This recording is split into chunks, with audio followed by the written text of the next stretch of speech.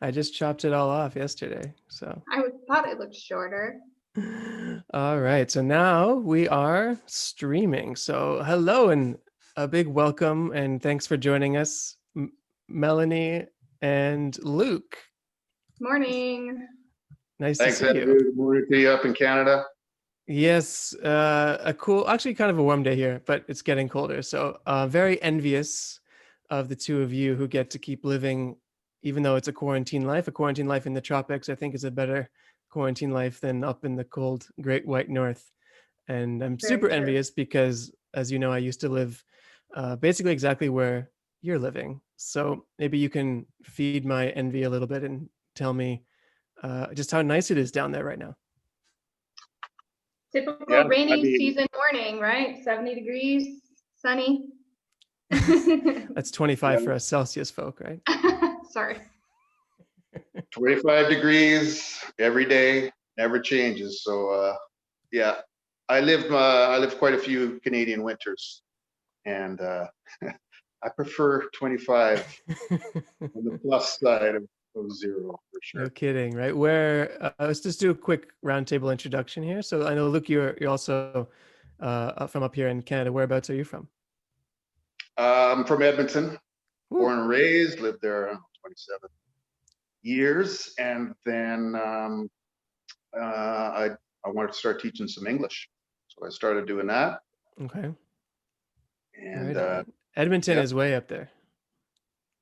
Edmonton is as far, yeah, I think it's the furthest north for major cities. And yeah, I'm not a big fan of winter. Melanie, you're also from a place not known for its warmth. That's right. I'm from South Dakota in the US, so in the north also. Yep. Is there anyone that's living down there that is from a warm climate? A great question. Quite a few too, but yeah, they don't have they don't live in the awe like we do. We got people from Florida and California and stuff, and they love the climate, but they're just like, well, yeah, is there another way? It's like, oh yeah, there's another Exactly. way. Now, I did the Costa Rica thing for about 3.5 years, but the two of you have stuck it out a lot longer than what I did in my time. So maybe you can tell us about a little bit about the school that you work at, that you've established there, and how long you've been in Costa Rica. And let's start from there. Great. I have been here since 2010. I was actually a high school Spanish teacher in the States before I moved down here to start teaching English. And we opened our TEFL training, International TEFL Academy, in 2008. No, 2012. 2012. Sorry, 8 years we've been open. We've had Amazing. over 800 trainees take our course. We are based in Barba, which is a small town in Heredia in the Central Valley, so just outside of the capital of San Jose. Okay. Wonderful. And Luke? Yeah, I got here in 2002, New Year's Eve 2002. So technically, it's still 2000. Cheating, but yeah, so I've been here 17, 18 years. Kids, dog, Wow. So whole the long shebang. haul then. The long haul, yeah. But I mean, I love it. It's a fantastic place, great country to live in. And even though I do have the travel bug, and I really want to go and use my certificate again. I just have to wait till my kids are a little older. But yeah, I can't wait to start using my certificate and go exploring this world again. But until then, I can't complain too much about living in Costa Rica. Well, I think we're all in the same boat on that one for sure with the travel bug, but it is what it is right now. And Costa Rica is not a bad place to be if you have to be somewhere and stay somewhere. I think that's fair to say. Um, I think a lot of people, when I did the same thing as what the two of you did, I moved down to Costa Rica to teach. I envisioned myself sitting on a beach every day, sipping pina coladas, which you can certainly do separately. But I think that's maybe a myth of going and teaching in Costa Rica is the beach day, every day type of lifestyle. So your school, I know we'll talk about your second campus here in a minute, but primarily you run your school out of what's called the Central Valley. which is in the biggest metropolis or near the metropolis of the country. And that's really where most of the work in the schools are, isn't it? Yes. Generally, well, in the Central Valley is where like 90% of Costa Ricans live. There's not a huge amount of population at the beaches, and therefore, all of the population, all of the industry, etc., businesses are in the Central Valley area. So that's where most of the jobs are. Costa Ricans love living in the Central Valley because the beach can be extremely hot, and that's a great place to escape to. I love it. I'm going tomorrow to the beach. Awesome. Oh, which one? I'm going to Mano Antonio tomorrow. Oh gosh. Yeah, I mean, that's what you envision when you envision Costa Rica is Mano Antonio Beach for sure. Yes. But living there is it's plus 33 sounds fantastic when it's freezing cold in Canada, but it never goes away. And I don't know what that is in Fahrenheit. I don't know, 90, high 90s, I think. I don't know, but it's hot. And so that's why, most of the Costa Ricans live in the Central Valley where the temperature is 25 degrees, perfect temperature, 75 Fahrenheit. And so that's where most of the jobs are. And you can always hit the beach on the weekends and stuff like me. I'm going tomorrow, but living and doing at the beach, unless you're teaching online, is more challenging. Yeah. No, that's what I did. I tried to go to the beach as much as possible. And it being a relatively small country, it's not hard to do. It wasn't in my experience to hop on a bus or hitch a ride with a friend and head to the beach for a couple of days and then come back for your Monday morning class and keep on rocking. But before we get to class, we got to do our training first, right? So the International TEFL Academy in Costa Rica has a couple of different campuses, and you do TEFL pre-service training with teachers there, primarily, I'm assuming, coming down from Canada, the United States, maybe a couple other places to train, perhaps to teach. And maybe you can just give us a quick rundown of your program, how long it is, what people can expect, if people end up staying in Costa Rica or go teach elsewhere after they've graduated, what kind of support you provide afterwards, and all of that kind of stuff. Yeah, lots of great benefits of taking our course. International TEFL Academy is a franchise, and we have 3 main campuses around the world, but we're affiliated with tons of other TEFL schools too. So the network itself is very big. Wherever you end up wanting to go to teach, you will be able to find other alumni, making connections, getting help finding jobs. Actually, that is one of the benefits of taking a course with ITA, is that you do have a lifetime certificate and lifetime job search guidance. We do not place you in jobs, but we help you look for schools and companies and institutes that are hiring, and do our best to vet all of those schools, not only in Costa Rica, but around the world through the entire ITA network. Our course is a 190-hour certificate, a level 5 TEFL. We run it pretty intensely, as you can imagine, just like when you took your course, Andrew, and it depends on if it's on site or if it's online. Our on-site course is 4 weeks. So it's all day, every day, Monday through Friday. You're in class, you're teaching, working on assignments and projects and reading. And our virtual course is 6 weeks because you're only meeting 3 times throughout the week. So a couple nights a week for 4 or so hours, and then all day on Saturdays.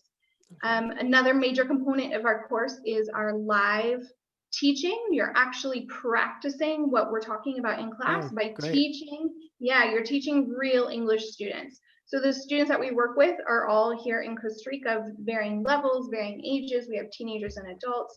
So you get some good real practice. So when you actually start your job, you're not blindsided totally. You have a little bit of an idea of what you're stepping into. Amazing. Yeah, practicing and practicing as you go is an integral part. And I know the program that I took had that as well, and it was very helpful because I was terrible. I was really bad at it. Yeah, it's a process for sure. Good to get that out of the way early. And I know there's lots of, and better at speaking on this than I am, but lots of apprehensions among trainees signing up, and even before they sign up, well, I don't have any teaching experience and I've never taught before. And I know, Melanie, you were, as you said, a Spanish teacher before you went down to Costa Rica, so maybe you're not quite in that boat, but I was in that boat and I didn't have any teaching experience before I did my course. And I feel like I'm probably the majority in those cases. So it goes without saying that you don't need any experience. Having said that, what about your program helps those people who really, like me, who didn't have zero teaching experience, really get to where they need to be by the end? Yeah, we don't expect our trainees to have any experience. And sometimes, to be honest, I find those with zero teaching experience actually do a little bit better because they're a little bit more open to this new idea Mm-hmm. and what a language classroom should look like. Where people that have been teachers in the past, they kind of have to rethink their teaching persona and what they expect a classroom to look like. So we give you all of the tools that you need to be successful in the classroom. That's on our end to make sure that you get everything that you need. So yeah, not necessary at all to have any background teaching experience. Beautiful. Luke, did you have any teaching experience before you made the move down? I studied in university to become a teacher. Okay. Um, but yeah, I just wanted to try this out before I got locked into Edmonton.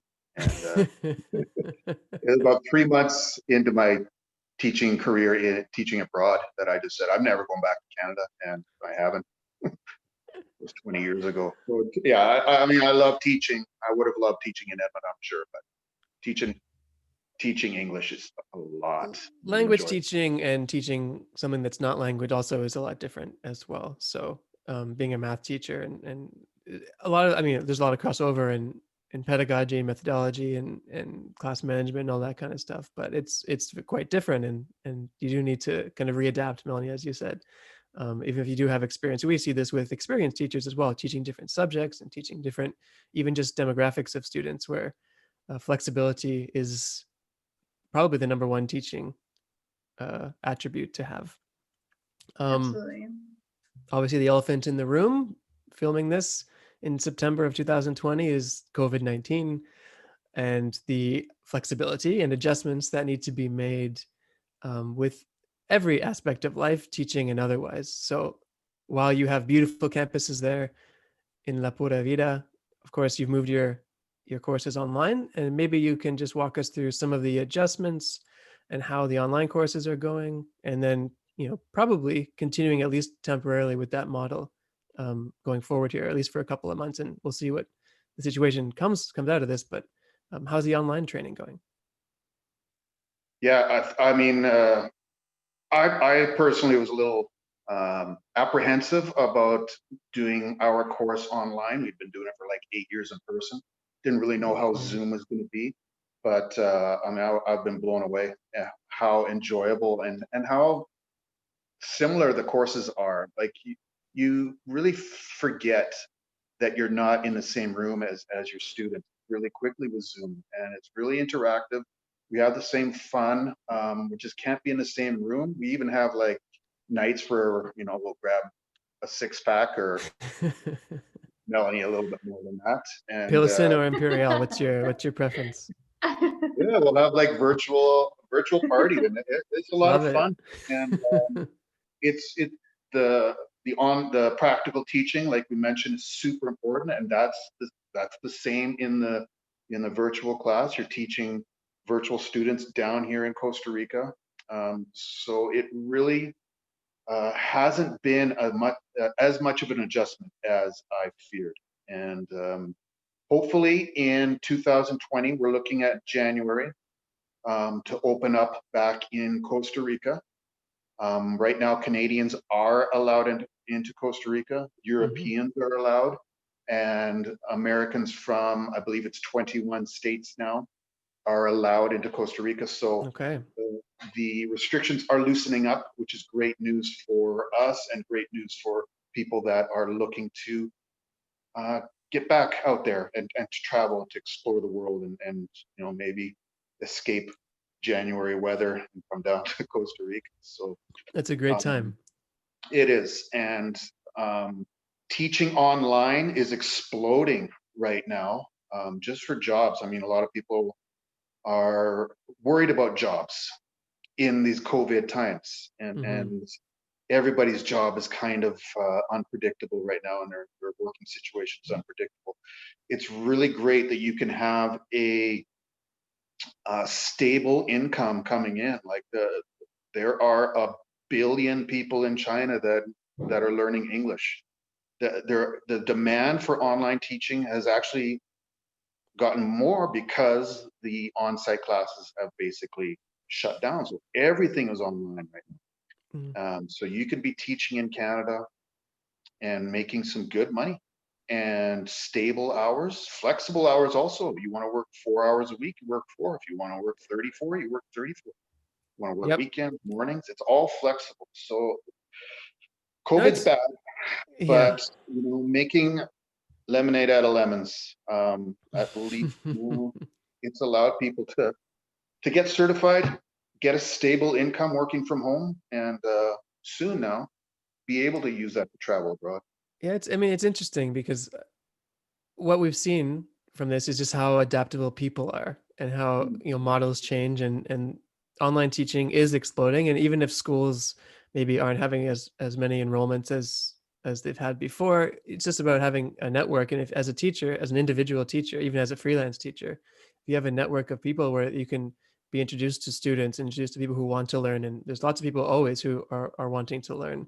And we've seen, we talk about the time zone flexibilities. There are some schools, at least here in Canada, that are offering online classes based on time zones in the students' country. So they're staying in Japan, they're staying in China, they're staying in Brazil, wherever they are, and they can take classes at 9 a.m. their time. And if you're a teacher, you have the option to say, hey, I'll work the 4 a.m. shift if that's what you want to do, or I'll work the 11 p.m. shift if that's what you want to do. So obviously freelancing, you can do whatever you want. If you are with a school that has that kind of a schedule, there are different options now that didn't exist before.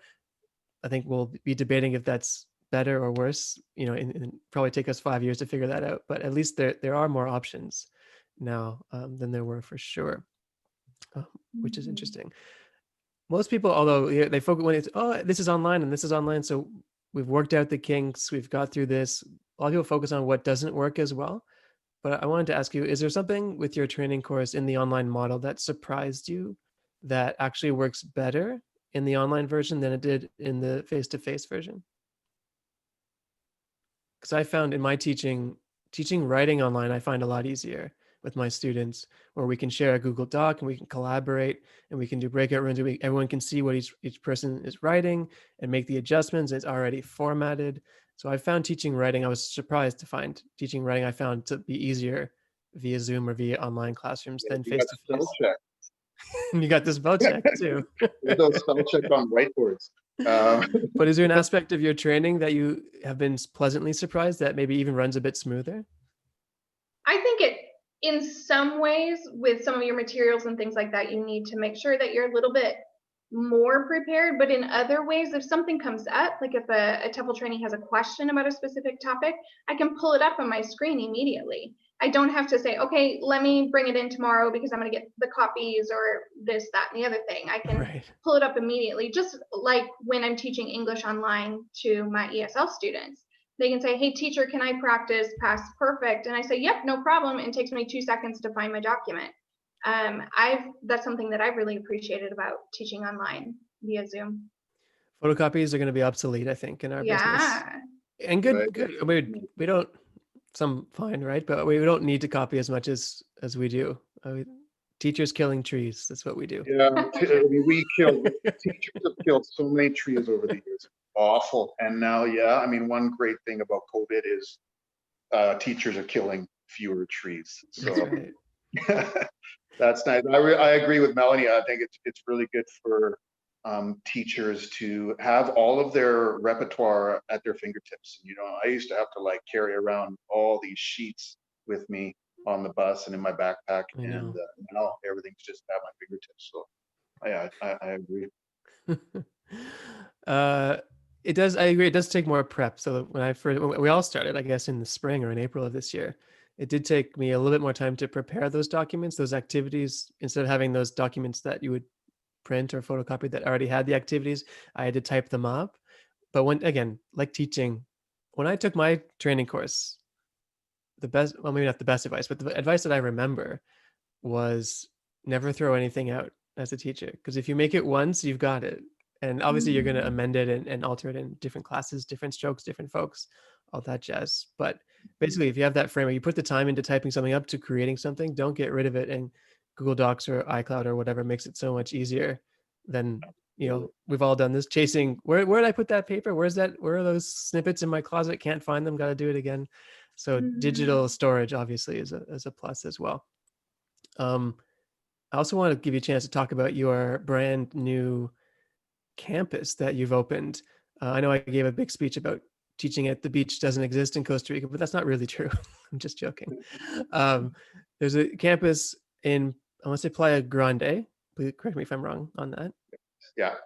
All right. Yeah. So if you're looking to get certified and Costa Rica is your preferred destination, you have the option of being in the valley or in the metropolis, but you also have an option of heading to the beach to do your training. And COVID pending, maybe you can let us know what's up on that campus. Well, we're looking first, got to open up slowly. And so we're opening the Central Valley one up first, and we're going to make sure that Okay. that's running and everything's a-okay. And so we're not trying to bite off more than we can chew. And then the beach one will open up when we're ready. And so that one's pending, but we're looking at definitely January. We are looking at for the Central Valley Beach or All right. the Central Valley. If there was a beach in the Central Valley, I would never leave. That would. But the Central Yeah. Valley is where 90% of the jobs are. And so that's why it's great to have Right. a location there. It's where most of the people are, most of the Costa Ricans live there, and better temperatures.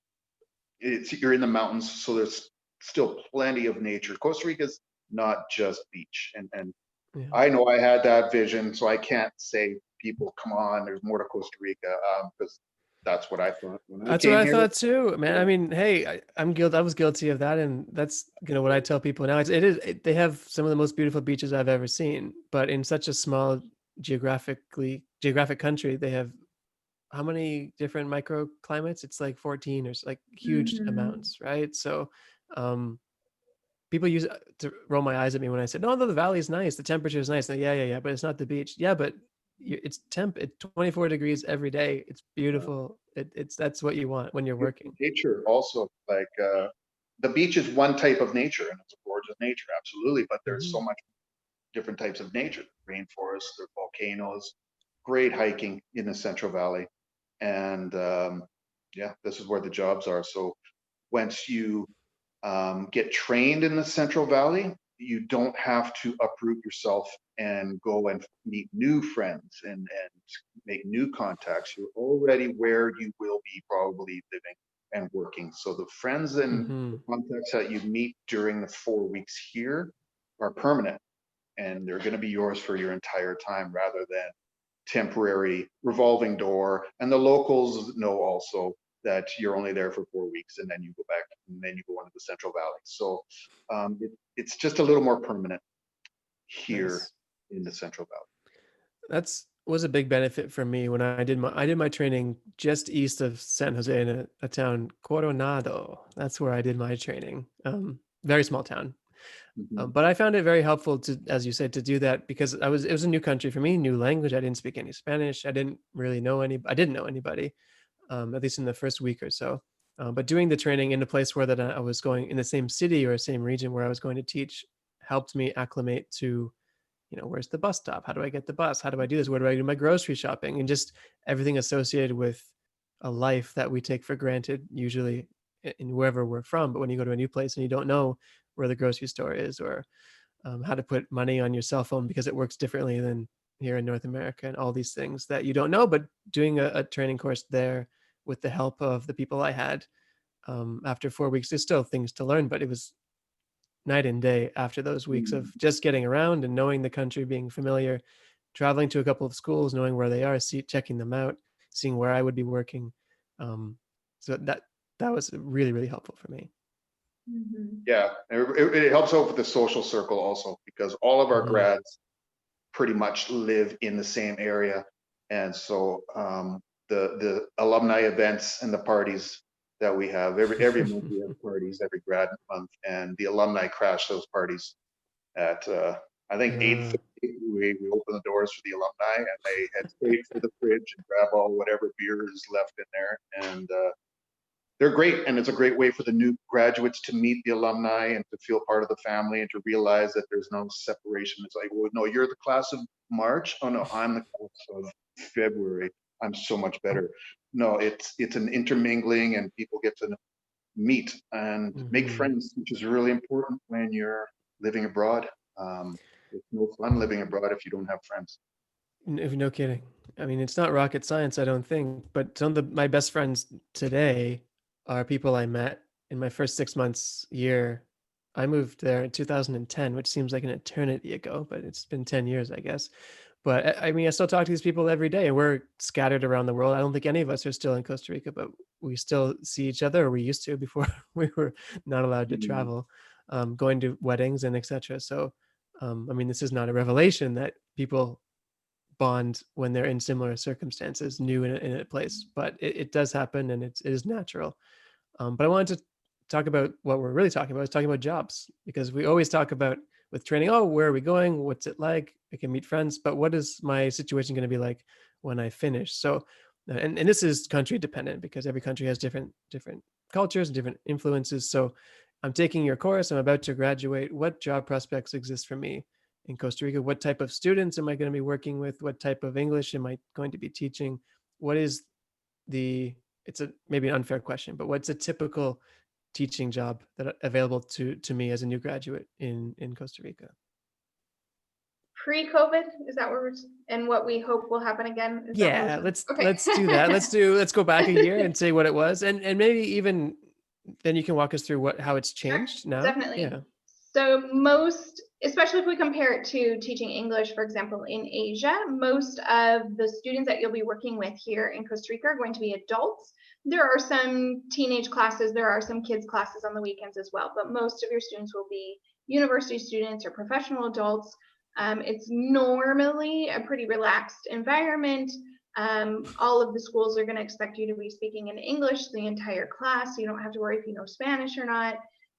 You're helping them communicate, right? Like we mentioned earlier, the communicative approach. So you're not only focusing on grammar, you want to help them with the reading, writing, listening, speaking skills, and becoming as comfortable as possible with that.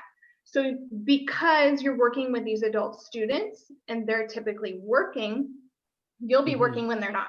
So you'll be working early mornings, you'll be working evenings, you'll be working on Saturdays to get in your hours. That would be typical. Now with COVID, all of the schools have moved online, so all their classes are virtual. Okay. So everybody that had a job before is just doing the same thing, but online. And actually there are schools that are still hiring. For example, there's a school here, a language institute in the Central Valley of Costa Rica, that is looking to hire right now like 15 teachers. Right, so Oh, the wow. idea is for all of these classes to open online, and then as soon as the government says, yep, go ahead and open the schools, then you'll be moving on site. Wonderful. So there's still lots and lots of possibilities here in Costa Okay. Rica. We actually bring in recruiters from these different institutes, Hmm. language institutes here in the Central Valley. Typically, they 2 or 3, sometimes 4 or 5, depending on the month of the year, that will come in and talk to you about working for them, give you some of the benefits, and even do some interviews on the spot too. So lots of our Awesome. grads finish the course already having a job or an interview or prospects at the very least. Fantastic. And Mm-hmm. maybe it's changed because again, it's been forever since I was there. When I was teaching, it was like a mix of options in terms of, quote unquote general English or just communicative needs among students versus, very business English with, you know, companies, tech companies, etc., that need their employees to who probably speak English quite well, but need a bit more, genre specific Yeah, language to do their job. Is that still accurate? definitely Yeah. still the case. Okay. There's a couple institutes specifically in the Central Valley that focus more on those business classes, but they still offer more casual communication classes and things like that as well. But definitely still the case. All right. We used to joke. It's not. It's funny now, but we used to say when you talk about you teach when they're not working. we used to teach 7 to 9 twice a day. Yeah, very common. Which you had a big gap in the middle of your day to do your grocery shopping or take a nap or whatever. But the 7 a.m. classes and 7 p.m. classes, because that's the reality of, and maybe another pro of online is maybe there's a little more flexibility in that, because a lot of that, at least for me, was Costa Rica is a small country, population wise, size wise, but the commute it does take a while if you're commuting to a school. So it's getting somewhere for 7 a.m. would take a little bit, but with an online class, maybe it's a lot more convenient and flexible. Yeah. Yeah, with Great teaching point. online, yeah, flexibility is a huge advantage of teaching online. And what we were talking about with more challenging to find jobs at the beach, all of that's off the table. If you are teaching online, you can teach anywhere. You can teach on the moon if you have Wi-Fi, and you can just the flexibility of you not even needing a plan. Like, you don't even, if you're teaching online, you don't even need to stay in a certain place for any length of time. You can just travel. And I have quite a few of our graduates that did a year tour without any real fixed plan. Like, I'm going to stay here from here to here and here.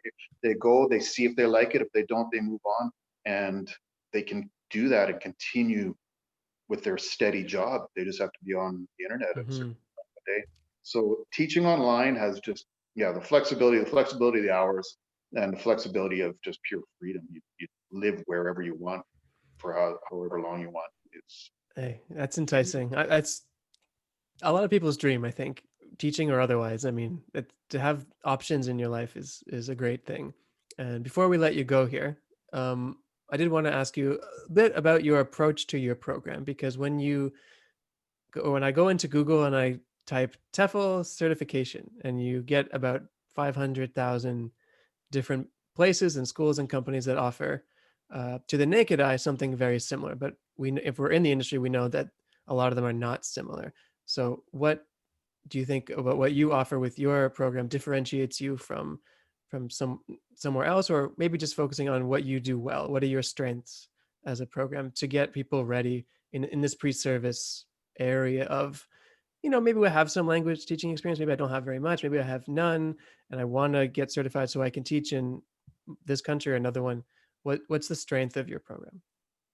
I would say the practicality of it all. Like we said, we don't expect you to have any education background. So we want to make sure that you get the theory and the methodology behind being a teacher and a language teacher. We also teach you the grammar, English grammar, to make sure that you're ready to teach it when you're in the classroom. And most of the time, we teach it to you as if you were a language student yourself, an English Hmm. student yourself. So you're Okay. experiencing what the English students would be feeling, and so that makes it a lot more memorable for you and makes it easier for you in the future. We Empathy also is share a important. lot of, yeah, and we also share a lot of our activities in the same way as well. So good productions and good speaking and task-based activities that you can actually Hmm. experience and remember, and then be able to do it again in the classroom when you're actually teaching. So I think that's one of our strong points, is the practicality, which also makes it engaging for you. It's not just lecture after lecture that you're sitting in, you're actually participating, so that you can use those things again in the future. All right. Perfect. And maybe Luke, last word to you. yeah, I think, like you said, there's just so many options, and it can be a little overwhelming, confusing for people. And there are also cheap options. Like, our course is not cheap. It's a 4-week intense course. There's a lot that goes into it, and the social circle, and all the job search guidance, etc. So our course isn't cheap. It's 1,300 for the virtual course, Hmm. and 1,650 for the course down here. You can find courses online for $200, Right. and that's tempting. But you got to just realize what you're getting for that $200, and it's nothing. They're not going to help you. They don't want to hear from you. You can't like go to them and say, "Hey, I'm thinking of teaching in Japan." They'll be like, "Why are you bothering me? I sent you all the material," because that's what they do. If it's a cheap course, all they do is email you the material and say, "Read it. When you're done, we'll give you your certificate." But you're not a teacher, and you don't have any help. And you will one day walk into a classroom, maybe if you get a job with that certificate, and you're the one who has to face all those students, and you don't know what you're doing. You didn't get trained. You got a piece of paper. So I understand the temptation, but your future self will thank you if you do a proper course and get properly trained. And you And want your to be future good. students will thank you too, because this really is all about the students. It's really not about us at all. We're trying to get trained the best we can to help the people in our classroom. And really, they're the ones that, some of them, can be lots of money to pay for They classes. will It know. doesn't have to Yeah. be, but they're there to learn, and they deserve someone in front of them that knows what they're doing. Absolutely. And they will know, and you will know that they know, because they will look at you and they will not look at you happy if you're not properly trained. And they will drop your class, and it's just not pleasant to save that little bit of money, and then for the rest of your life, you're not going to be properly trained. Right on. Good message to finish off here. Melanie, Luke, thank you for joining us. It's been a great talk. I do miss Costa Rica. I hope I can come back soon when COVID allows. And if you are interested in getting your TEFL certificate, check them out. Costa Rica TESL.com is their website, at ITA_Costa Rica on Instagram for you millennials. And any last words? Nope, thank you for your time, Yeah. Andrew. And yeah, we look forward to meeting everybody soon. All right. Wonderful. We'll see you soon.